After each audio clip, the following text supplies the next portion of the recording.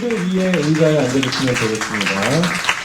네, 이번 시즌에도 함께할 세 분의 심사위원, YG 양현석 심사위원, JYP의 박진영 심사위원, 안테나의 유희열 심사위원께서 참석을 해주셨습니다. 해를 거듭하면서 찰진 케미를 자랑해온 세 분인데요. 이번에는 저희가 새 심사위원분들을 한 번에 모시고 간단하게 포토타임을 진행을 해보도록 하겠습니다. 세 분이 포즈는 편하게 취하시면 되겠습니다. 네. 식스니까 이렇게 엄지 포즈도 괜찮을 것 같아요. 최고라는 의미에서. 네, 마지막이잖아요. 네. 감사합니다. 이쪽부터 주시고요. 네. 여러분, 이게 세 분의 마지막 쓰리샷입니다. 더 이상은, 네, 보실 수가 없을 것 같은데, 네. 네, 고맙습니다. 이번에는 우리 제작진분들도 같이 찍을까요? 네. 박성훈 PD님, 장익순 PD님 같이 올라와 주시면 되겠습니다.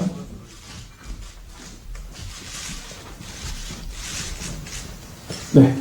포즈는 파이팅 포즈로 통일할까요? 네. 하나, 둘, 셋.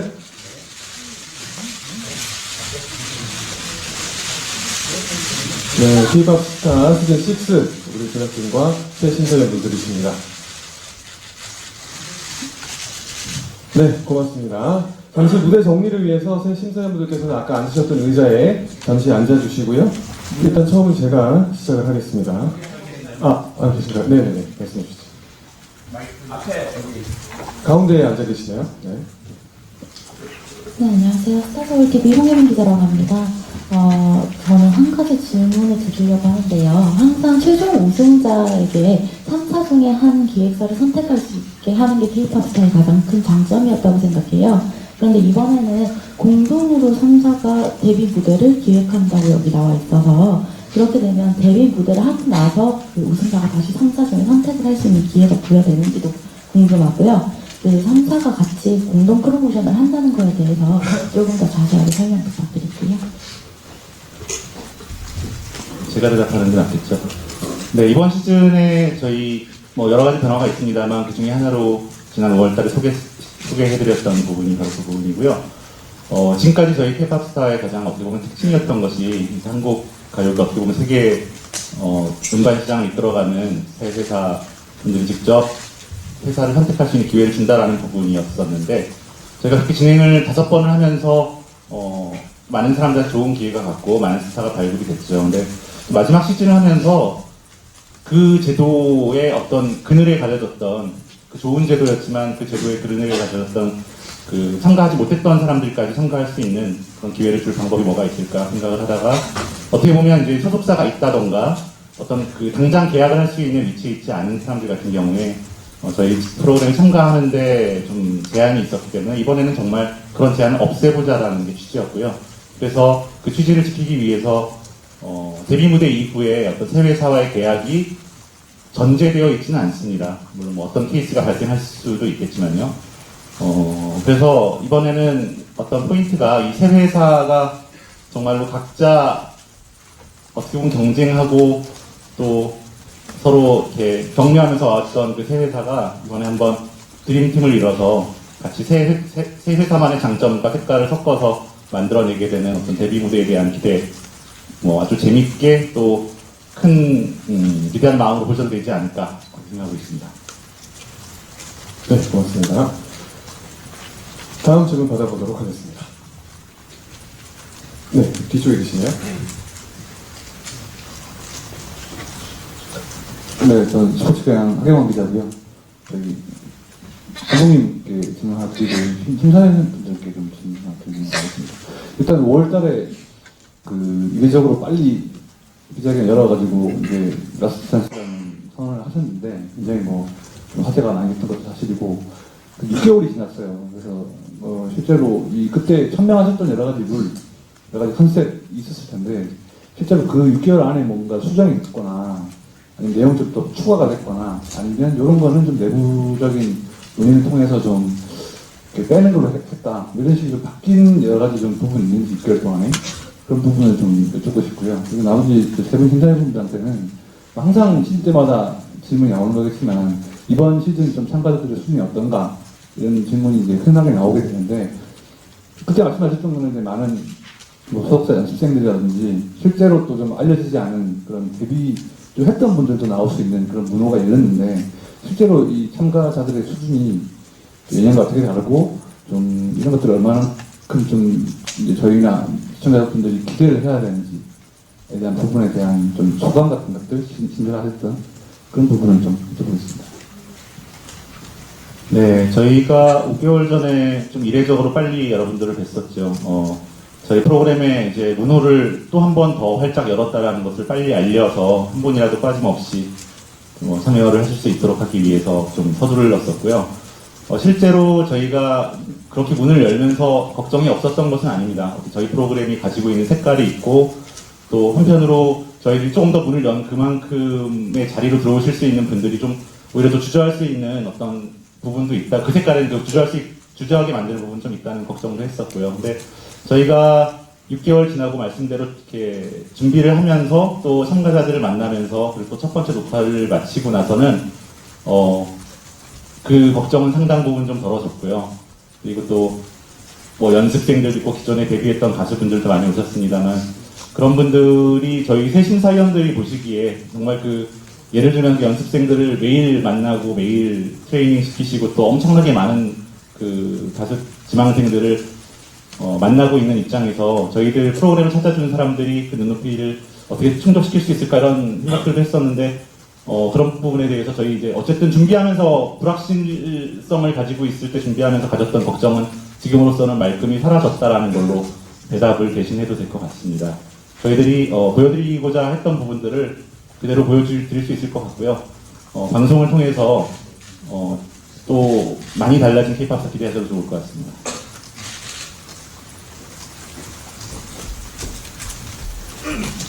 일단 뭐 K-POP 스타의 슬로건이 숨겨져 있는 보석을 찾아서 메이저를 끌어올린다라는 그런 컨셉으로 지난 5년 동안 끌고 오다가 이번 마지막 시즌에서는 이제 기획사 인스택이라든가 아니면 실패했던 가수들까지 같이 보겠다라는 이제 그런 슬로건을 세우면서 이례적으로 저희가 몇 달 전에 기자회견을 자청해서 했었죠.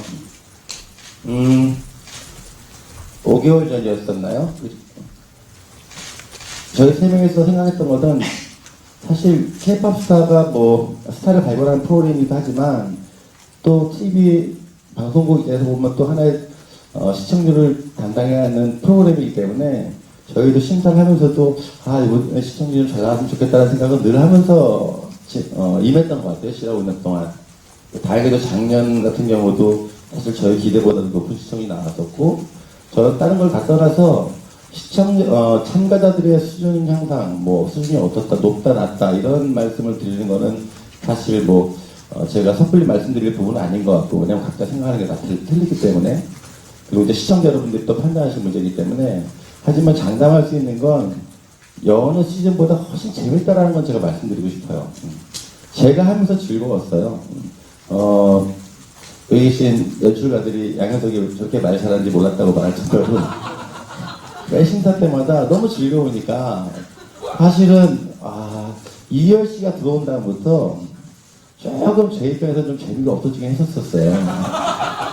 왜냐하면 너무 이열 씨 성향의 기타와 건반, 자작곡하는 가수들이 많이 나오다 보니까 물론 그런 분들의 음악도 제가 좋지만 좀 다양하게 했으면 좋겠는데 오히려 YG나 JYP에서 하는 음악 성향의 참가자들이 많이 안 나와서 심사를 하면서도 제가 좀 적절한 말들을 해주고 싶은데 그런 의사도 왜 어디가 아픈지 알아야지 좋은 약을 처방해 줄 수 있는데 제가 잘 모르는 척하려는 데서는 좋은 약을 처방해 줄 수가 없어서 좀 답답한 면이 없잖아 있었는데 올해 마지막 회라고 해서 이제 저희와 함께 상의해서 다 받아보자라고 했는데 역시나 생각했던 것만큼 너무 다양한 참가자들이 있어서 좋았고 물론 악기 다루는 참가자들은 이열 심사위원이 전문적으로 심사를 보시고 또 춤이나 어떤 아이돌을 꿈꾸는 친구들은 박진영 심사위원과 제가 또 같이 심사를 보고 하면서 굉장히 힘든 촬영했음에도 불구하고 이번에는 힘들다고 생각하지 않고 재밌게 봤던 것 같아요. 그래서 제가 어저께는 앉아 계신 남수명 CP한테 직접 전화해서 편집 잘 되고 있냐고 빨리 보고 싶다고 이런 말을 할 정도로 진짜요? 농담 아니죠? 그죠? 그래서 다음 주죠 이제 돌아오지 말고 다음 주 또 더군다나 일요일날 저희가 5시, 6시 때 방송을 했었던 것 같은데, 처음으로 저녁 9시에 일요일날 시작을 하죠.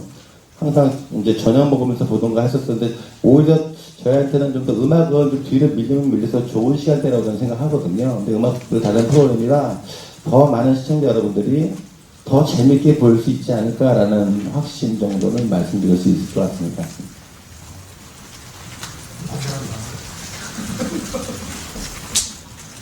좀 말이 좀 많아진 것 같아요.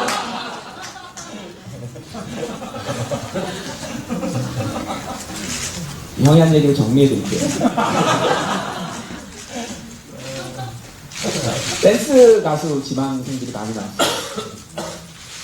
그전에는 없었잖아요. 뭐 가끔 한두 명. 이번에는 댄스 가수 지망생들이 많이 나오다 보니까 굉장히 색깔이 달라졌어요.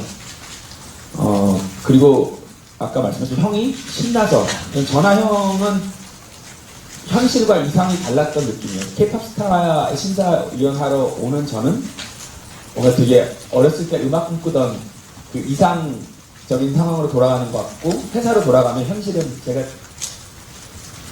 가르치고 프로듀스하는 애들은 전혀 다른 질감의 아이들이었는데, 이번에 처음으로 그 현실과 이상이 막 섞여 있는 느낌이에요.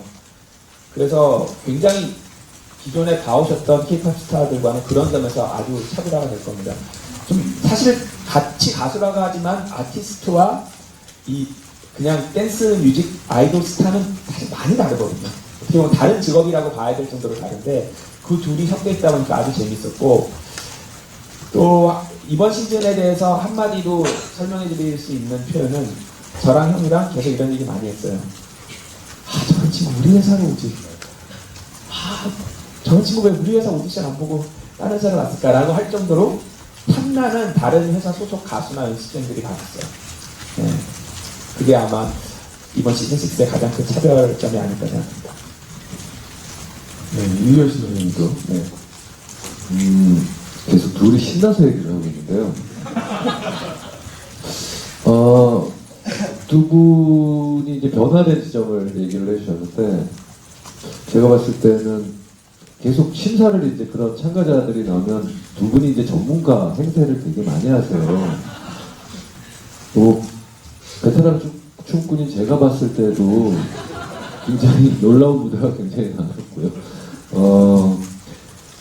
그런가 하면은 또 기존에 있었던 보컬 중심의 친구들, 또 곡을 또 쓰는 친구들, 그리고 악기 하나의 목소리를 담는 친구들도 여전히 또 K-pop 스타의 자리를 차지해줘서 이번에는 조금 더 전문적인 어떤 심사평이 나왔던 것 같고요. 그리고 개인적으로도 이렇게 다양한 이 참가자들을 한 그릇에 담을 수 있는 오디션이 있구나. 그 지점이 굉장히 흥미로웠어요. 그리고 저도 지금 당장 딱 나왔을 때, 이 친구는 지금 바로 데뷔하면 스타가 될 것 같은데? 이런 느낌의 친구들, 그리고 또 예전에 무슨 안예은 양 같은 경우나 이진아 같은 양, 아주 독특한 어법을 가진 친구들도 이번에 다시 만나서 어디서 이렇게 숨어있나, 계속 끝도 없이 나오는구나, 그런 생각을 갖게 했었던 마지막 시즌입니다. 네, 고맙습니다. 또 질문 있으시면 받아보겠습니다.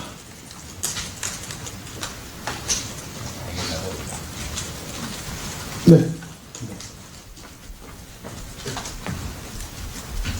저는 좀 피디님께 좀 드리고 싶은 질문이, 사실 이번 시즌이 마지막이긴 한데, 사실 오디션 프로그램이 자체가 좀 떨어지고 있잖아요. 그래서 아무래도 좀 시간대도 바꾸고 좀 부담이 없지 않아 있을 것 같은데, 특히 또 시청률적인 부담도 있을 것 같고, 그래서 이런 부분들을 좀 어떻게 좀 타개할 생각이 있을지 좀 궁금하고, 사실 이게 좀 얘기를 들어보니까 좀 플러스 원어원이 좀 생각이 나거든요. 기존에 있던 연습생들이 다시 나오고, 또 약간 그래서 그런 게 약간 좀 비슷하지 않을까라는 우려가 좀 들거든요. 그래서 그런 부분들에 대해서 좀 어떻게 좀 답변을 해주시면 좋겠고요. 이거 또 세 분의 심사위원들에게 좀 드리고 싶은 질문인데, 사실 많은 연습생들이 나왔잖아요. 그래서 그 중에 좀 가장 인상 깊은 친구나 이 친구 좀 유심히 봤으면 좋겠다 싶은 친구가 있으면은 말씀해 주시면 감사하겠습니다.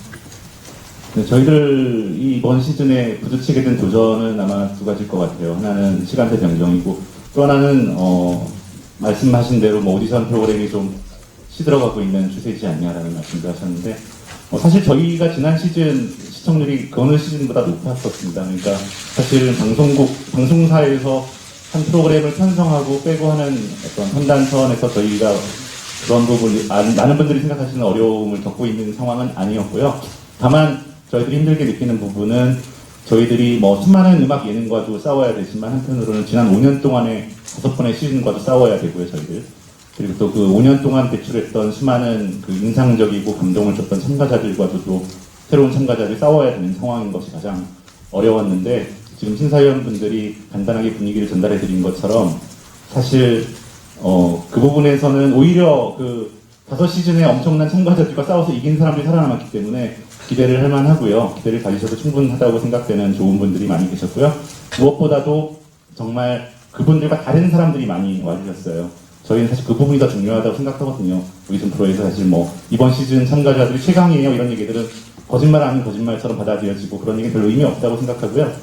어쨌든 굉장히 저희들이 중요하게 생각했던 다름이라는 가치에 충실한 새로운 분들이 많이 계셨다는 부분에서 자신감을 갖고 있습니다.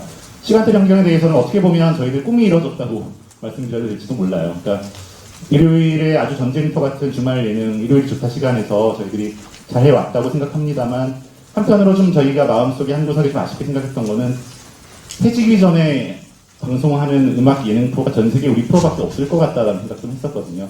아무래도 음악에 좀 빠져들고 그 감성을 느끼고 하는 데는 적절한 시간대가 주는 어떤 그런 감성들도 필요한데 드디어 저희들이 한번 그 시간에 한번 해볼 수 있게 돼서 물론 많은 어려운 점, 새로운 시청자들을 만나야 되는 점들을 극복해야겠습니다만 저희들은 굉장히 긍정적인 마음으로 그 시간을 기다리고 있습니다.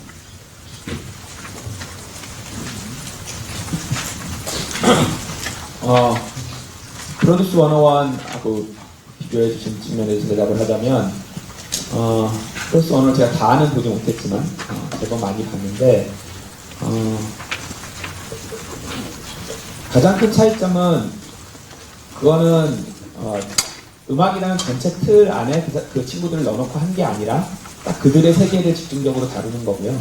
이거는 이제 정말 음악, 가요계에 이 친구들을 통째로 넣어놓고 거기에는 정말 기타 하나로 노래하는 친구, 피아노 하나 노래하는 친구 그 사이에 섞여서 정말 그냥 나중에 데뷔하면 정말 섞이게 되잖아요.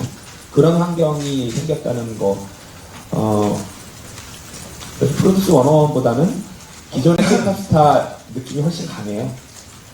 기존의 K-POP 스타의 그런 친구들도 들어온 느낌이지 우리가 프로듀스 101하고 비슷하게 힘내는 이런 느낌은 아마 아닐 겁니다.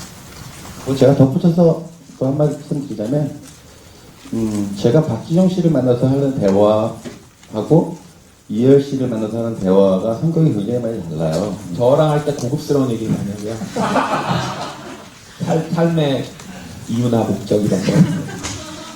뭐 제가 제 입으로 이런 말씀드리면 좀 뭐합니다만 그래도 K-POP의 가장 강점이 현재 활발하게 제작을 하고 있는 제작자들이 이제 심사를 본다는 게 저는 메리트가 있었다고 생각하는데 프로듀서 101은 전문가들이 있었지만 저희 같은 제작자의 심사위원은 없었기 때문에 아마 똑같은 친구들을 거기에 있는 똑같은 친구들을 K-POP 스타에서 만난다면 전혀 다르게 표출될 거라고 저는 생각하거든요. 저희가 하는 오법도 틀리고 발상이나 생각이나 이 친구 고쳐야 될 점도 많이 틀리기 때문에 아마 보시고 나면 너무 안 똑같다는 생각을 하실 정도로 그런 걱정을 좀 안 하셔도 될 것 같고요.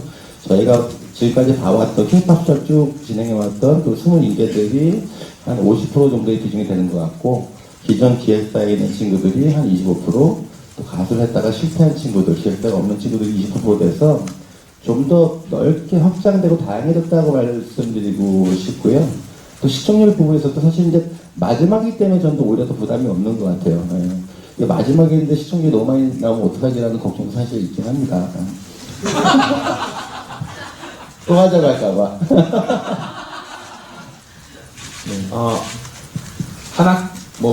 지금 형이 한 얘기를 뒷받침하기 위해서 한 가지 예로 말씀을 드리자면 프로듀스 101에서 조기 탈락했던 친구가 나왔어요. 나왔는데 지금까지 굉장히 좋은 성적으로 승승장구하고 있습니다. 그것은 아마 그 친구를 바라보는 눈이 좀 달랐다는 증거가 아닐까 싶어요. 충분히 답변이 되셨습니까? 네. 네. 여기 가운데 쪽에 앉아주세요. 안녕하세요. TV리포터 신나라 기자고요. 양현석 씨한테 질문 드릴게요. 프로그램에서 중도 하차하시는 일은 없겠죠?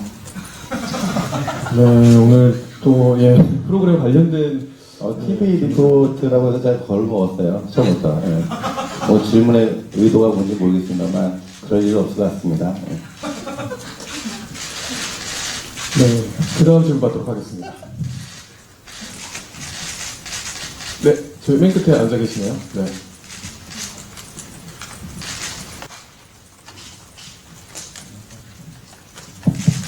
안녕하세요. 저 한국일보 양승준 기자라고 하는데요. 앞에 기자분이 이런 말씀을 나오셨으니 양 대표님 계시니까 행사 성격이랑 너무 안 하시는데 말씀을 여쭐게요. 지금 이래저래 뭐 찌라시나 이런 국가 등등에 있어서 최순실 씨 사업 조치 관련해서 YG 연관설들이 좀 많이 나오고 있어요. 그래서 최근에는 의정부 사업 관련해서 좀 의혹도 불러줬고 그래서 그런 불똥들이 사실 일부 YG 소속 가수들에게도 옮겨오고 있는 상황인데 이런 부분에 대해서 양 대표님 직접 자리에 나오셨으니 이거에 대한 의혹들에 대한 좀 생각이나 뭐 그런 것들 여쭙고 싶어서 질문드립니다. 사실 K-pop 스타 기자회견장에서 이런 말씀을 드리는 게 참 부적절하다고 생각하는데요. 소위 말해서 찌라시라는 내용들이 어떤 예를 들면 뭐 얼마 전에 싸이 씨도 한번 언급이 됐었는데 그 언급된 근원지를 찾아가 보니까 그 어느 행사에 싸제라는 가수가 있더라고요. 네.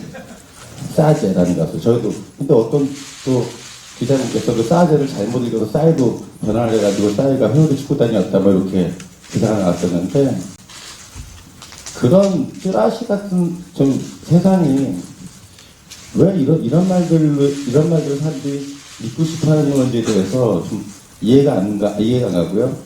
영화성에 대해서는 정말 영토라고 말씀을 드리고 싶습니다.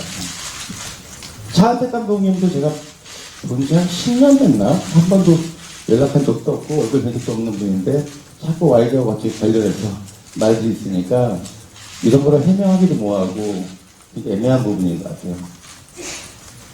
네, 어쨌든 이 부분 관련해서 저희가 프로그램 관련된 질문을 받기 때문에 네, 더 이상의 질문은 또 양해를 부탁드리겠습니다.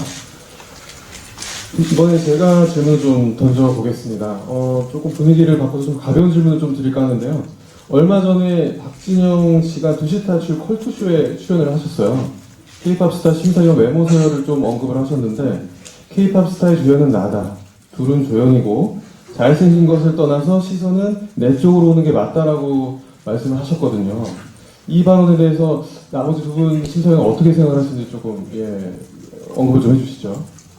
아 진짜 그런 얘기였어요? 네네, 이거 팩트입니다. 예, 팩트로 제가 그대로 전달을 해드리는 거고요. 네. 시선이 박진영 씨에게 가는 거는 맞는 것 같아요. 그러니까 이렇게 사람의 본능 중에 하나가 뭔가 굉장히 특이한 걸 보거나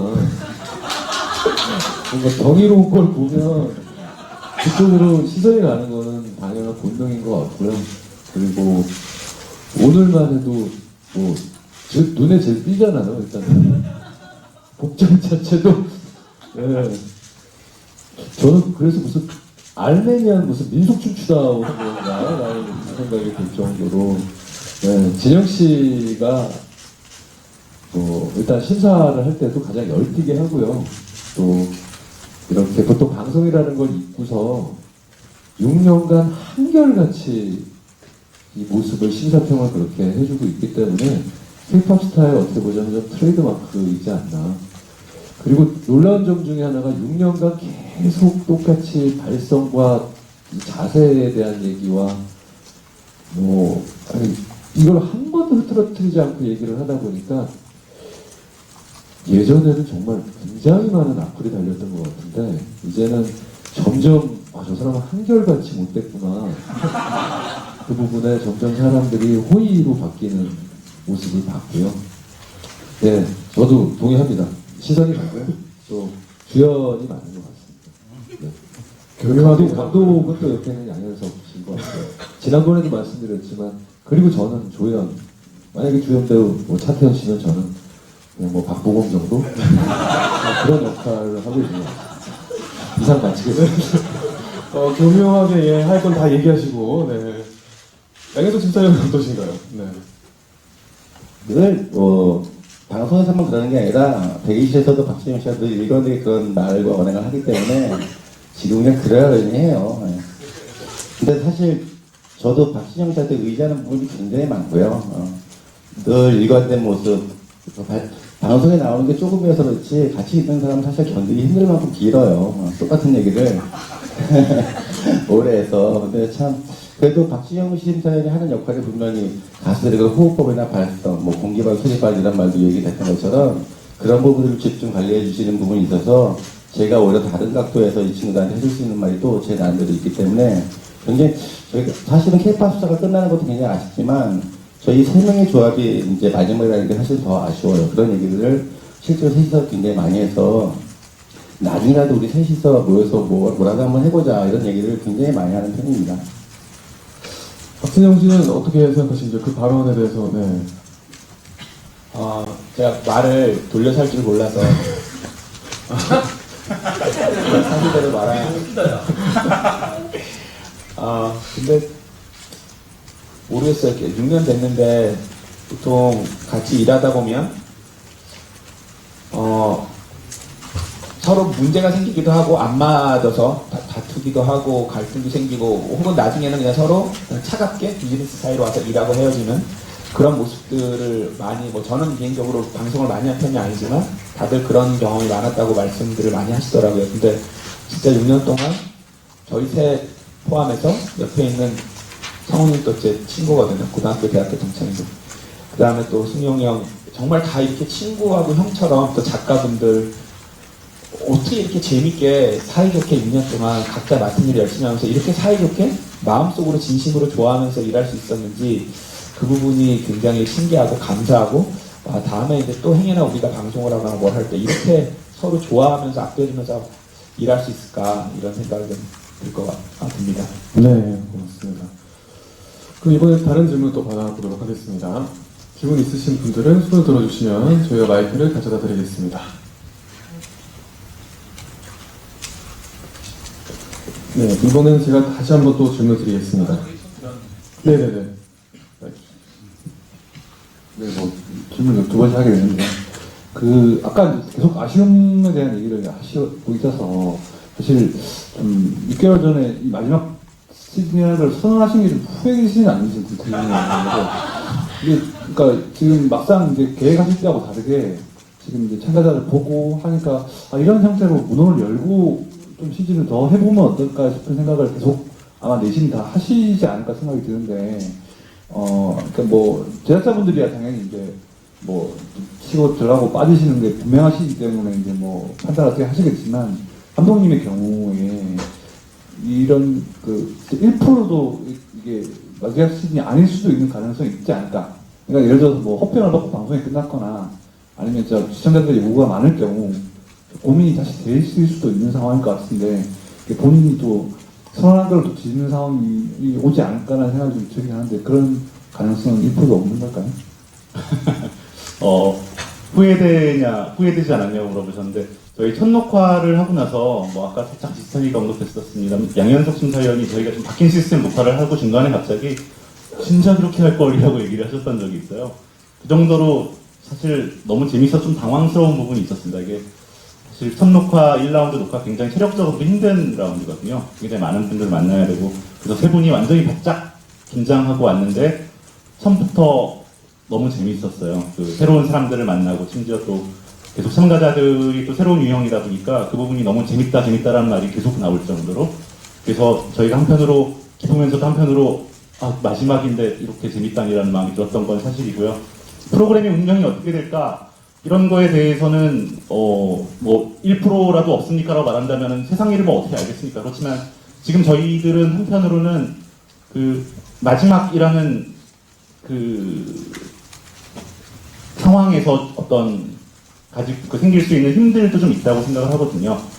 저희들이 처음에 마지막이라고 선포를 했을 때 그냥 참가자들, 무대가 그리웠던 많은 참가자들에게 마지막 기회를 제공해주는 많은 분들이 소중하게 와주실 거야 라고만 생각했었는데 첫 녹화를 시작하면서 바로 느낀 거는 그게 아니라 우리 스스로 제작진도 그리고 심지어 새 심사위원도 한순간 한순간이 마지막이라는 이유 때문에 굉장히 소중하더라고요. 그래서 K-팝스타의 마지막 1라운드 녹화입니다. K-팝스타의 마지막 무엇입니다. 이런 식으로 서로 계속 얘기를 하게 되고 굉장히 좀 저희들도 이제 마지막이라는 단어에 굉장히 집중하게 됐었고요. 그래서 시청자분들도 그냥 어떤 한 방송의 마지막 이런 것이 아니라 그 자신의 어떤 삶에서의 마지막이라는 단어에 대해서 좀 공감하고 그럴 수 있는 기회가 될 수 있다고 생각을 하는데 그런 것들이 어쨌든 저희는 이번 시즌에서 그동안의 6번의 시즌을 마무리하면서 마지막이기 때문에 할 수 있는 일을 해보겠다라는 마음에서부터 시작됐다고 생각하기 때문에 지금은 그것에 대해서 바뀔 가능성에 대해서 말씀은 드리고 싶지 않습니다. 네, 고맙습니다. 다음 질문 있으시면, 네. 네, 세 분 심사위원께 질문 드릴게요. 아무래도 이게 이 오디션 프로그램이 오래 진행이 되다 보니 이 프로그램에 참여하기 전과 참여하기 후에 인생의 변화라는 게 있을 것 같아요. 분명히 제작자로서도 그렇고 뮤지션으로서도. 그래서 그거를 다 분한테 들어보고 싶거든요. 전후의 변화. 아마 제가 먼저 글든 이유는 제가 가장 많이 변화가 돼서 처음에 이 프로그램 제안을 받았었을 때는 거절을 했었어요. 처음에 저기 남성용 CP께서 좀 합류를 하는 게 어떻겠냐 했는데 정말 생각이 없다라고 했는데 생각보다 말씀을 잘 하시더라고요. 일단 목소리 톤이 되게 듣기 싫잖아요. 근데 그 까랑까랑한 목소리 톤으로 뭐라고 얘기를 했었냐면 아마 그 해였나? 아마 아랍권의 어떤 오디션 프로그램의 우승자가 하나 나왔는데 그 친구가 굉장히 좀 어려운 형편에 있는 친구가 우승을 해서 아랍권 전체에서 좀 떠들썩했었던 해가 있었던 것 같아요. 근데 오디션 프로그램에 대해서 조금 저는 편견과 이제 안 좋은 좀 생각을 가지고 있었는데 어떻게 노래를 어떻게 승부를 가르냐. 근데 얘기를 하셨던 것 중에 하나가 요즘에 세상 자체가 경쟁을 하는데 너무 불공평한 출발선상에서 시작이 되지 않냐. 그래서 근데 노래만큼은 또 K-팝 스타에서만큼은 어떤 배경이라든지 그런 걸 다 떠나서 이 친구에게 좀 공정한 기회를 줄 수 있는 어떤 장인 것 같다라는 얘기에 그 얘기에 좀 설득당했었어요. 그래서 알겠다라고 해서 들어왔는데 그 해에 또 저는 데뷔가 전혀 안 돼 있었는데 그 샘킴이라는 친구와 권진아라는 친구가 저희 회사로 들어오게 된 거예요. 회사에 준비가 전혀 없었거든요. 방송을 통해서 그게 또 적나라하게 밝혀지기도 했고요. 저희 회사의 실상에 대해서.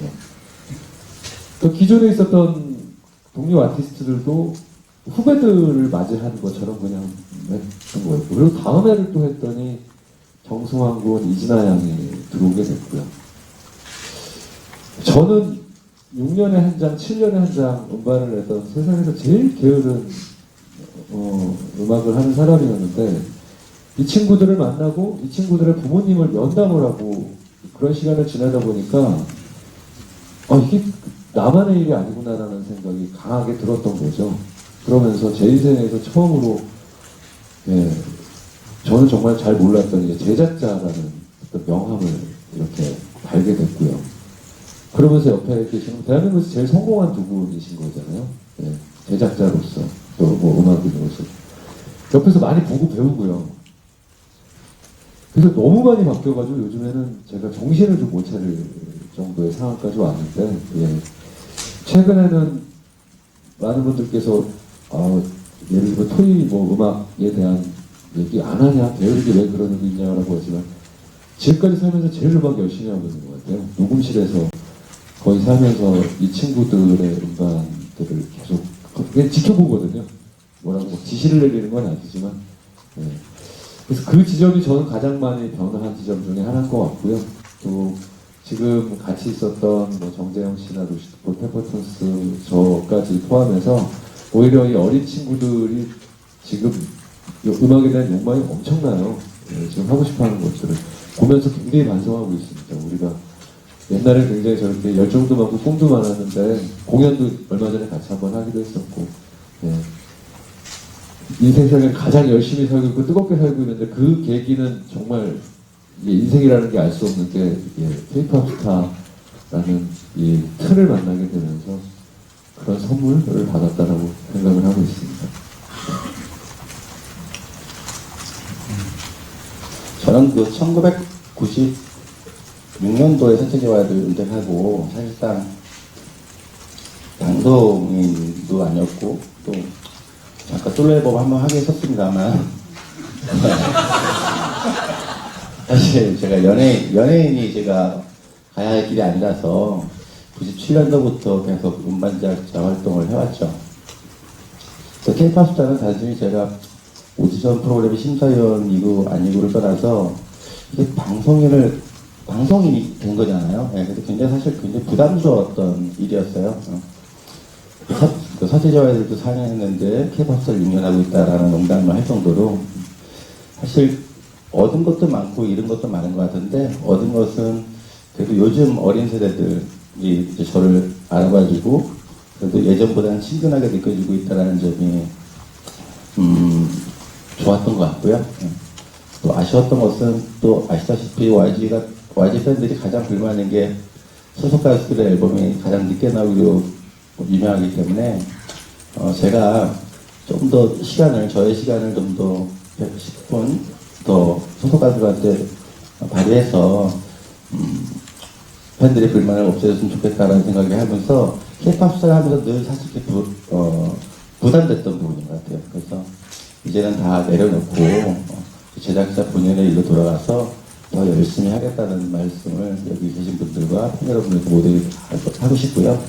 또 지난 6년 동안 박진영 심사위원과 이열 심사위원 사실 이 조합이 박진영 씨하고도 친하긴 하지만 서로 바빠서 잘 못 만났는데 6년 동안 그래도 6개월 동안 함께해서 너무 좋았었고 이열 씨는 방송하기 전에는 정말 일면식도 없던 분이었었는데 K-pop 스타를 통해서 지난 3년 동안 정말 제가 가장 좋아하는 동생을 꼽으라면 정말 박진영 씨하고 이열 씨를 꼽을 정도로 저 깊숙한 얘기도 많이 나누면서 가까워져서 이렇게 사람 하나를 더 얻고 가는구나 라는 정도의 생각을 가지고 임했던 프로그램이었습니다.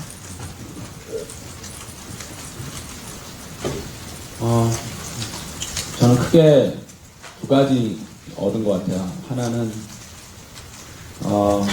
저한테 음악적인 욕심 중에 제가 해소하지 못하는 부분들이 있었어요. 예를 들어서 현실적으로 우리 회사에서 안예은 양이나 이진아 양 같은 친구를 뽑아서 제작해 하기가 쉽지 않거든요. 그런 친구들을 만날 일이 없었는데 여기 와서 막 제 안에 있던 다른 쪽 욕구를 실컷 채웠던 일이면 직접 제작하고 이러지 못하지만 막 그 친구들과 얘기하고 그 친구들 음악에 대해서 조언해주고 막 가사 얘기하고 막 화성 얘기하고 막 이럴 기회가 별로 없었는데 그거를 좀 실컷 해소했던 능력이었고요. 또 하나는 저는 몰랐는데 저는 항상 제가 똑같았다고 생각했거든요. 23년? 근데 그 23년 중에 앞에 7년 동안은 대중분들이 저를 되게 좋아해 주시긴 하고 제 춤과 음악을 좋아해 주시긴 하지만 저라는 사람을 잘 모르셨던 것 같아요. 저는 항상 똑같이 저에 대해서 열심히 설명을 했는데도 그러다 최근 이 6년 하면서 매주 어떤 음악에 대해서 얘기하지만 제 생각이나 이런 것들이 제 말에 많이 표현이 돼 있으니까 6년이 지나고 나니까 많은 분들하고 사석에서 만나더라도 진영이 네가 이런 애였구나 라는 얘기를 굉장히 많이 들어서 제가 어떤 사람인지 알리게 됐던 주인 것 같아요. 네, 고맙습니다. 또 다음 질문 있으시면 받도록 하겠습니다.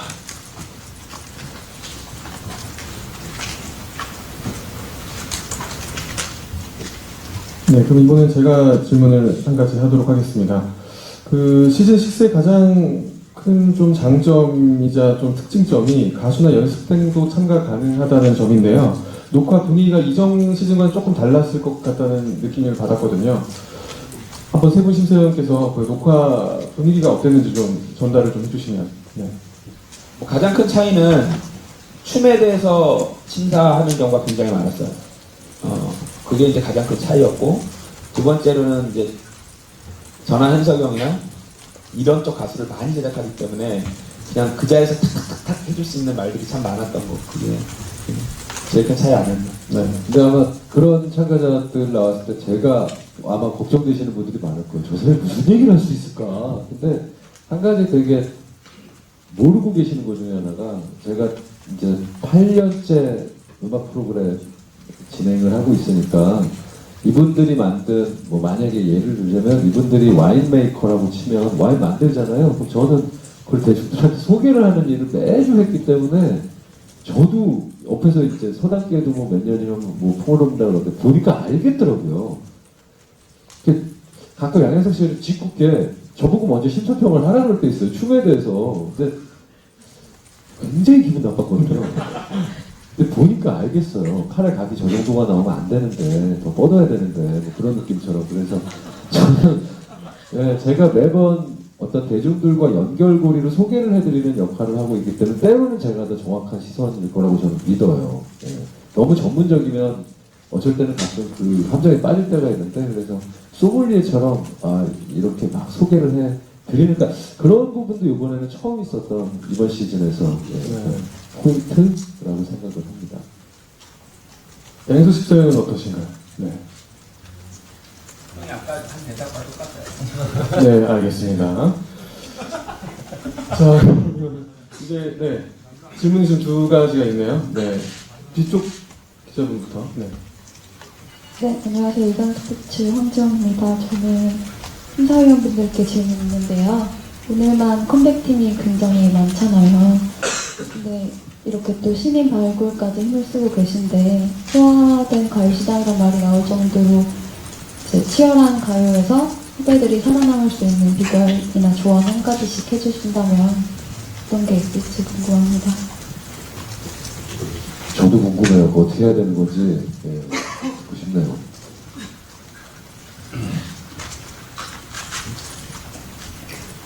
근데 이 세상의 모든 분야가 다 똑같은 것 같아요. 근데 지금 스타가 되려고 가수가 되려고 노력하는 친구들이 많이 있기도 하고 그래서 오디션 프로들이 한동안 흥행하기도 했고 지금도 하루가 멀다고 정말 하루에 막 3명, 4명씩 친구들이 쏟아지고 있는데 그 중에서 성공하는 사람, 성공 비결이 있는 건 아니지만 대중들이 반응해주는 가수는 분명히 벌써 몇 분이 계시다고 생각하거든요.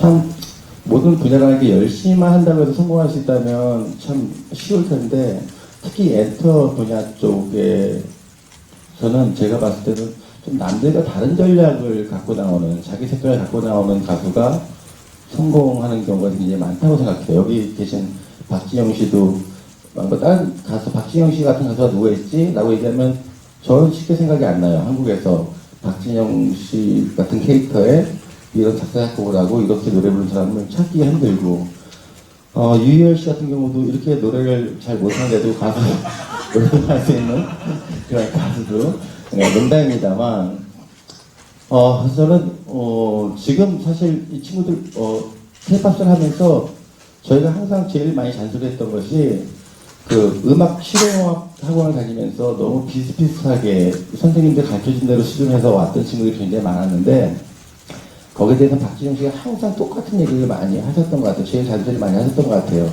너는 어디 있냐, 네 것은 어디 있냐라는 얘기를 많이 했었는데 이번 K-팝 스타 보면서도 지금 우승자들 보더라도 이하이 씨 같은 경우도 다른 참가자들에 비해서 굉장히 독특한 음색을 갖고 있던 친구였었고 악동 뮤지션의 경우도 마찬가지였었고 그러니까 저는 모든 분야에 성공하려면 남들이 안 하는 남들과 차별화된 일을 가장 잘하는 사람이 성공할 수 있다고 저는 생각을 하는 것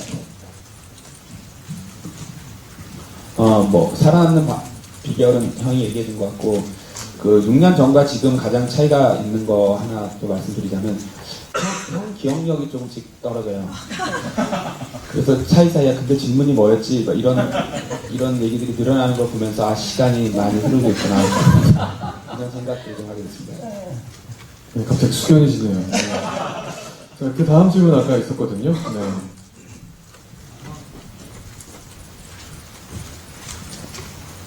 안녕하세요. 저 뉴스핀 이현경 기자고요. 새 심사위원분께 질문이 있는데요. 이번에 이제 소속사 여러 연습생들한테 기회를 줬는데 새 심사위원회 그 소속사 연습생들도 참여를 하는지 궁금하고, 그리고 소속사 대표이시기도 하고 심사위원이시기도 한데 그 참가자들을 봤을 때 어땠는지 말씀 부탁드립니다. 우선 첫 번째 질문에 답변 드리자면 저희 소속 연습생들도 출전을 시킬까 고민을 했던 건 사실입니다. 근데 저희가 객관적으로 아무리 공정하게 심사를 하려고 해도 아무래도 이제 막 이게 역차별을 할 수도 있고 차별을 할 수도 있고 이런 부분들이 문제의 소지가 있다고 생각해서 저희 새 회사의 연습생들은 나오지 않기로. 참고로 저희는 연습생이 없습니다. 또 한 번 또 숙연해지네요. 네.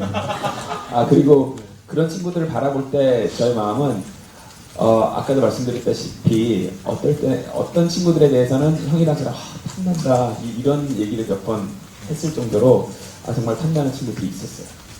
참고로 저는 루시드폴을 한번 추천을 해보려고 했는데 이 친구가 너무 반대해가지고 너무 힘들었습니다. 네, 이제 좀 시간이 이제 흐른 것 같은데요. 혹시 마지막 질문 있으시면 하나만 더 받도록 하겠습니다.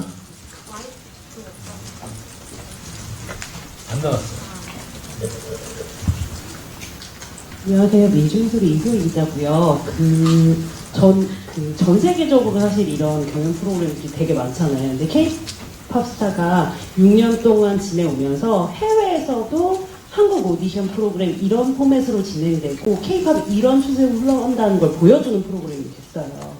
그래서 이제 어쨌든 마지막이니까 전 세계 K-팝 팬들이나 혹은 K-팝 가수를 꿈꾸는 사람들을 향하여 이런 게 K-팝이고 K-팝 스타가 지향하는 가치다라는 말씀 좀 남겨주시면, 실제로 이런 그 기사 업로드는 굉장히 외국분들이 많이 댓글을 달아줘요. 그래서 그런 말씀 좀 해주시면 감사합니다. 질문이 조금 길어지면 형이 마이크를 저한테 줘버려요. 야, 네가 사실은 그런 질문을 많이 받았어요. 해외 매체들하고 인터뷰할 때 K-팝이 뭐야? 라고 물어보면 좀 애매해요.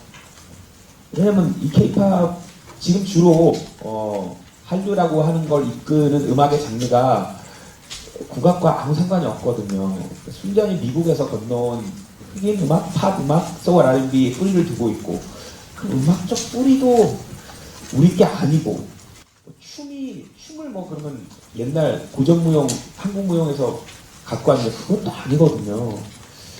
야, 그럼 도대체 이걸 우리가 어떻게 설명할 수 있을까라고 고민을 몇 번 하다가 깨달은 건, 이게 저희의 장점이자 단점이, 얘기가 심각해지는데, 인구가 너무 적어요. 인구가 너무 적고 4천만을 상대로 이제 뭘 한다는 게 어떤 일정 기간 지나면 한계에 부딪힐 수밖에 없어서 이제 해외로 시장으로 눈을 돌릴 수밖에 없어요. 연예계뿐만 아니라 그게 자동차 회사건 반도체 회사건 마찬가지인데, 그 음악적으로는 해외에서 뭔가 이게 성공을 하려면 한국말을 몰라도 짧게 들어도 이게 탁 눈과 귀를 사로잡게끔 해야 되는 수밖에 없었던 거죠, 저에게는. 그래서 한국말 못 알아듣는데도 뮤직비디오를 보면 재밌네 뭐야? 하다가 좋아지게 되게. 그러다 보니까 K-팝이라는 것은 결국 굉장히 캐치한, 눈과 귀를 굉장히 짧은 시간에 사로잡을 수 있도록 특화된 그런 음악, 멜로디, 춤, 그런 영상, 이런 것들이 K-팝이 아닐까라는 생각을 하게 됐고요. 그러려다 보니까 음악보다는 사람이 중요했던 거죠. 그래서 지금은 전 세계적으로 거의 없다고 봐야 돼. 한국에만 있는 이 캐스팅 시스템, 트레이닝 시스템, 이 아카데미를 갖춰서 사람한테 굉장히 오랜 시간을 투자해서 이 사람 자체가 스타가 되도록 만드는 이런 시스템을 갖춘 거. 이게 그냥 K-팝의 정의이자 특징이 아닐까. 그래서 어떻게 보면 그런 측면에서 보자면 지난 5시즌의 K-팝 스타는 지금 말씀하시는 K-팝과 별 상관이 없었죠. 이번 시즌이 처음으로 그런 캐치한 눈과 귀를 사로잡는 춤, 퍼포먼스 등을 갈고 닦던 연습생들이 많이 나와서 어떻게 보면 이번 시즌에 그 K-팝의 숨겨진 비밀이나 이들을 어떻게 가르치고 어떻게 조련했는지를 엿볼 수 있는 최초의 시즌이 아닌가 하는 생각이 듭니다.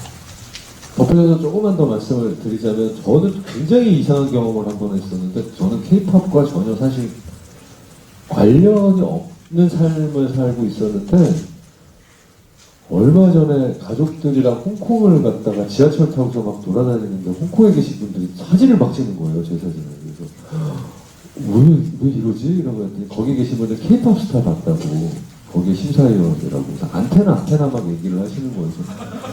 너무 창피한 거예요. 이게 무슨 일이지? 라고 했는데 그러면서 곰곰이 이제 근데 그런 분들이 생각보다 꽤 많았어요. 지금 K-팝 정의를 박진영 씨가 굉장히 설명을 잘해주셨고 한류라는 것과 뗄래야 뗄 수가 없는데 개인적으로 요만큼의 희망을 봤던 것 중에 하나 물론 여기 계시는 분들이 일궈놓은 어떤 그 시장이지만 K-팝 스타라고 하는 이 선물 같은 걸 받으면서 그분들이 여기 어떤 조금 더 음악에 조금 더 방점이 찍혀있는 K-팝의 가능성을 이 프로그램을 통해서 약간이라도 알릴 수 있지 않을까라는 기대를 가지고는 있습니다. 예. 그게 앞으로 어떻게 전개가 될지 모르겠으나 그 얘기를 조금 해드리고 싶었어요. 아까 박진영 심사위원이 말씀하신 것처럼 지금 우리나라 인구가 4,500만? 5천만 되나? 5천만 안 됐죠? 네. 저도 그런 생각을 굉장히 많이 했었어요. 도대체 왜 K-팝이 뭐 아시아에서만 봤을 때도 사실 한국의 K-팝뿐만이 아니라 왜 이렇게 한국 드라마가 인기가 많을까? 또는 한국 영화가 왜 이렇게 인기가 많을까? 사실 저희가 어렸을 때는 J-팝이라는 말이 굉장히 유행했었거든요. 사실 그들을 우러러갔죠. 그 당시에는. 왜냐면 저희보다 훨씬 선진화되어 있었으니까. 근데 지금 어쨌든 열심히 하다 보니까 몇십 년 지나고 나니까 지금은 K-팝의 위상이 지금 뭐 아시아에서는 그래도 최고라고 할 정도로 올라와 있습니다. 음악, 영화, 드라마다. 저는 한국 우리가 늘 얘기하는 것처럼 컨텐츠라는 얘기를 소프트웨어랑 하드웨어보다는 소프트웨어를 얘기 많이 하고 요즘에 컨텐츠 강국이라는 말을 굉장히 많이 하고 하는데요. 다 아시다시피 땅이 큰 것도 아니고 저희가 자원이 많은 나라도 아니고 기술력은 어쨌든 자본에 의해서 잠식되게 돼 있고 결국에는 이 컨텐츠라는 사업은 제가 운영하면서도 자부심이 있는 것이 이게 돈이 많다고 할 수 있는 기술력이나 돈이 많다고 할 수 있는 분야가 아니라 그래서 박진영 씨가 저는 되게 자부심을 느끼면서 제작을 하고 있는 것 같아요. 저희가 만든 음악이 단순히 국내를 넘어서 요즘에는 뭐 많은 가수들이 한국에서만 1등하는 게 아니라 뭐 전 세계 아이튠즈에서 몇 개국에서 1등했다는 기사들이 굉장히 많이 나오는 것처럼 이렇게 모든 아시아인들이 한국에 관심 갖고 있는 콘텐츠를 좀 더 잘 개발하고 더 열심히 해서 쭉 잘 지켜놔야겠다는 생각을 굉장히 많이 하면서 일을 하고 있는 것 같아요. 그래서 YG 같은 경우는 국내 음원 시장의 성적도 굉장히 중요하지만 사실은 좀 더 욕심부려서는 약간 글로벌 시장에 좀 더 다 같이 인기 있는 쪽으로 개발하고 노력하고 있는 것 같아요. 네, 고맙습니다. 그럼 저희가 이제 마무리하는 질문을 한 가지 드리고 정리를 할 텐데요. K-팝 스타가 각 세 분의 심사위원들이 생각할 때 시청자분들한테 어떤 프로그램을 나왔으면 좋겠는지 마지막으로 할 말씀 해주시면 고맙겠습니다. 네. 유리호 심사위원부터. 네.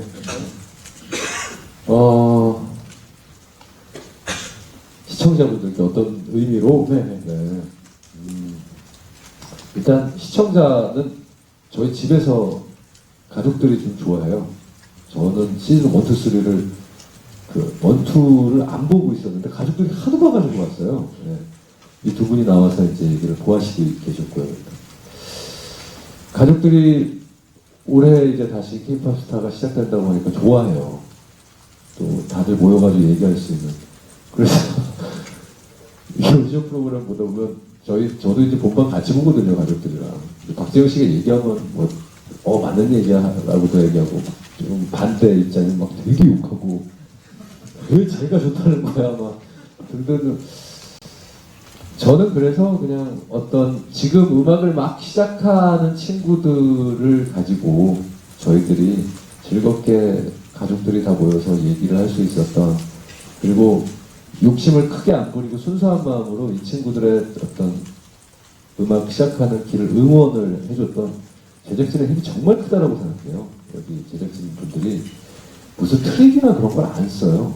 그리고 이 친구를 통해서 프로그램을 어떻게 만들겠다라는 것보다 이 친구들의 앞길에 대한 정말 따뜻한 지지가 있었던 거였기 때문에 그 부분에 대해서 많은 분들께서 집에서 음악 가지고 이렇게 얘기를 나누고 시작하는 친구들의 첫 시작을 보고 했었던 행복했던 드라마라고 생각을 합니다.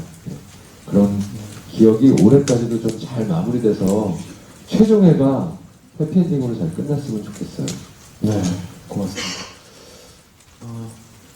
저보고 지난 K-팝스타 6년을 한마디로 정의하라고 하면서 저는 소통이 아니었나. 일반 대중들은 음악을 듣기만 했지 그걸 만드는 저나 현석영이나 희열이가 어떤 생각을 가지고 이걸 만들고 또 어떤 과정을 거쳐서 만드는지 모르셨잖아요. 근데 이걸 통해서 소통할 수 있었던 것 같고, 또 가수 지망하는 그 지망생들이 어떤 마음을 가지고 무대에 서고 또 그들이 어떠한 마음고생을 겪고 이런 것들 사실 모르잖아요. 대중들은 그걸 또 소통할 수 있었던 계기고, 그래서 답답하고 궁금했던 부분들을 좀 대중들에게 소통하고 들여다볼 수 있는 기회가 아니었나. 그래서 저희들도 뭐 생각을 하거나 막 이렇게 해서 방송한 게 아니었거든요. 그냥 있는 그대로 방송을 했기 때문에 그런 소통의 역할이 되지 않았나 생각합니다. 네. 전 세계에서 오디션 프로그램이 열풍이었었는데 요즘은 좀 주춤하죠.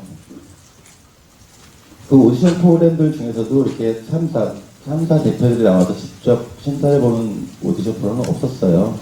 그게 K-팝스타의 경쟁력이었고 6년 동안 잘 이끌어왔다고 생각하는데요. 마지막 시즌이라고 해서 기분 좋은 것만 아니고 저도 사실은 되게 시원섭섭하다고 말 정도로 아쉬운 점도 굉장히 많은 것 같아요. 이열 심사위원 가족분들이 K-팝스타를 애청하셨다는 것처럼 K-팝스타가 마지막이라고 하니까 저희 부모님들이 제일 섭섭해 하시더라고요. 일단은. 그래서 6년 동안 여러분들 만나뵈서 시청자 여러분들도 아까 박지영 신사에 얘기했던 것처럼 정말 제작자는 우리 대중들과 어떻게 생각이 다를까, 같을 때는 서로 좋아하시고 틀릴 때는 왜 저러지 하면서 웃긴 한다 하시고 했던 것 같은데요. 6년 동안 저 개인에게 있어서도 너무나 좋은 추억이었었고, 다시 또 이런 프로그램이 나올 수 있을까 정도로 5년 뒤, 10년 뒤에도 아마 기억에 남는 프로그램이 될 수 있도록 마지막 시즌까지 열심히 해서 좋은 기억에 남도록 하겠습니다. 네, 감사합니다. 훈훈하게 잘 마무리가 된 것 같습니다. 이상으로 SBS K-팝스타 6 더 라스트 찬스 제작 발표를 모두 마치겠습니다. 11월 20일 일요일 밤 9시 15분에 첫 방송되는 K-팝스타 6 더 라스트 찬스에 많은 기대와 관심 부탁드리겠습니다. 감사합니다.